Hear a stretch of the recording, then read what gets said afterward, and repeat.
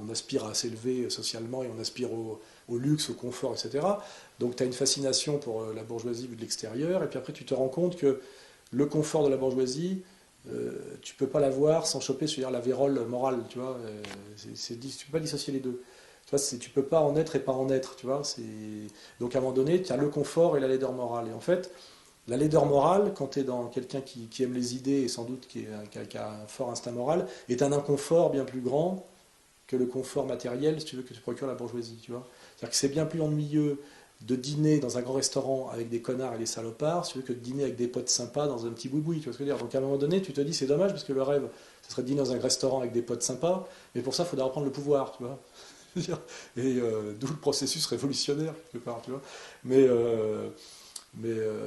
ouais, quand je me suis rendu compte de ça, je me suis dit, bon, bah, c'est pas possible, quoi. C'est comme comment passer à la télé sans mentir, tu vois.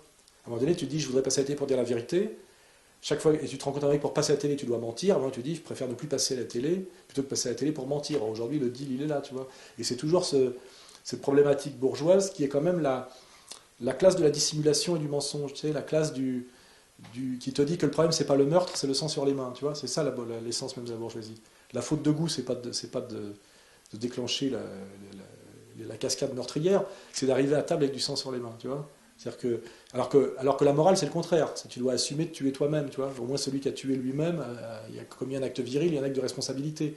Le bourgeois, c'est pas vu, pas pris, tu vois. C'est la délégation et c'est, comment dirais-je, l'esthétique de la plénitude et l'apparence de la propreté, tu vois. C'est ce qu'on appelle d'ailleurs, comment dirais-je, la respectabilité bourgeoise, tu vois. C'est le portrait de Dorian Gray, tu vois. C'est une apparence impeccable derrière laquelle il n'y a que vérole, tu vois. Et, euh, et surtout, ce qui m'a beaucoup perturbé en découvrant ça, c'est quand, par exemple, j'incrustais Castel, etc., c'est que les enfants de la bourgeoisie intègrent très vite cette laideur qui se connaissent très vite intuitivement le prix de la cooptation bourgeoise. C'est-à-dire le luxe passera par la laideur, tu vois. Ils le savent et ils l'admettent très jeunes. Ce qui fait qu'il y a un truc très étonnant chez les bourgeois, c'est qu'ils ont exactement le profil psychologique des vieux, tu vois. En fait, un jeune bourgeois, c'est un vieux. Il a une vision du monde de vieux, tu sais, en termes de cynisme, en termes de capacité d'acceptation de la laideur du monde, tu sais, de ce que j'appelle le renoncement, mais qu'on appelle, tu sais, devenir adulte, tu sais. Devenir adulte, c'est ça, c'est accepter le monde, quoi, tu vois.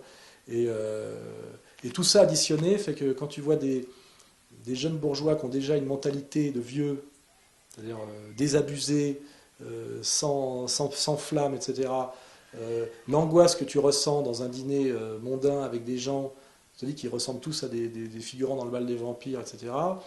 Tu as un désir de lutte, enfin de lutte contre, un désir de dire la vérité aux gens qui sont dehors, ça ne sert à rien d'y aller, ça n'a pas d'intérêt, un désir de châtiment sans doute, et surtout ouais, le sentiment que la vie est ailleurs. Tu vois, j'en ai beaucoup parlé avec Dieudonné de ça, il est exactement d'accord avec moi. Il m'a dit, à un moment donné, je préfère être un être digne et conscient de lui-même, tu vois, qui peut se regarder dans une glace, dans un petit théâtre avec 200 personnes, que faire le zénith et terminer comme Jamel Debbouze, tu vois. Bigard, d'ailleurs, tu vois, qui se pose encore la question, il est d'accord avec Dieudonné, mais il n'en a pas le courage, tu vois ce que je veux dire. Ce qui est mieux que rien, d'ailleurs, tu vois.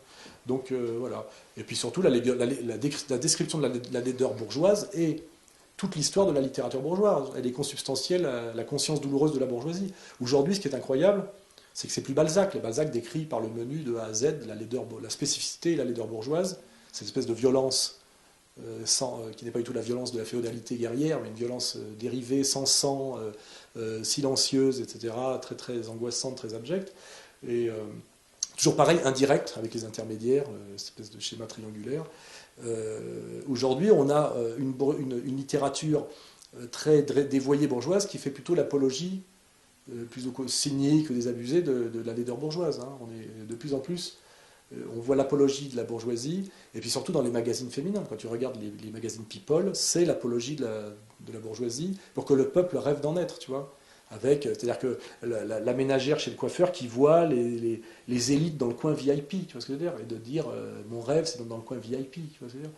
Et là, il y a un vrai travail de destruction de la conscience populaire, de cet esprit très sain qui a toujours été quand même de prendre la bourgeoisie pour ce qu'elle était, que tu vois dans les films, même de De Funès jusqu'aux années 60, tu vois. Le bourgeois est toujours montré comme le bourgeois, tu vois. Et là, aujourd'hui, on est dans une période avec le bling-bling, ce qu'on appelle l'hyperclasse, et tout ça d'ailleurs est beaucoup promu par les Attali et compagnie, de nous faire respecter cette bourgeoisie parasite, inculte en plus, vulgaire, etc., comme on devait respecter les élites aristocratiques sous l'Ancien Régime, tu vois.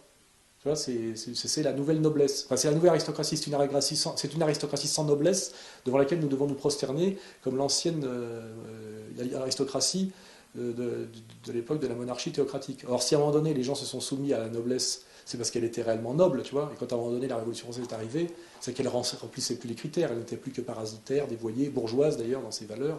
Ils étaient tous fascinés par les Lumières et par l'encyclopédie. Mais aujourd'hui, ce qui est incroyable, c'est qu'on nous demande effectivement d'admirer et d'être fasciné par cette bourgeoisie qui n'a jamais été aussi ignoble, comme devait l'être la petite paysannerie catholique par la haute aristocratie au XVIIe siècle, tu vois, même pas au XVIIIe, tu vois.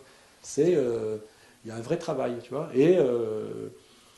C'est vrai qu'aujourd'hui, quand moi je tiens une espèce de discours comme ça de critique de la bourgeoisie, je vois des gens qui ont 25 ans aujourd'hui, ils pensent que c'est de la jalousie, tu vois, c'est de la jalousie. Ils comprennent pas, tu vois, de l'aigreur, de l'inadaptation, de la regardise, tu vois. Ils comprennent pas du tout les ressorts moraux et civilisationnels qu'il y a derrière, tu vois. Alors je dis pas que c'est tout le monde, mais il y en a pas mal, tu vois. Notamment ceux qui ont fait des écoles de gestion américaines et qui sont très contents de séjourner à Londres et qui adorent aller dans des spas, tu vois. Tu vois, se dire, il y a tout cet univers-là et tout ça, ouais, légitime effectivement un processus révolutionnaire. Il n'y a pas de problème. Rien que pour cette raison morale, la révolution reste à faire, tu vois.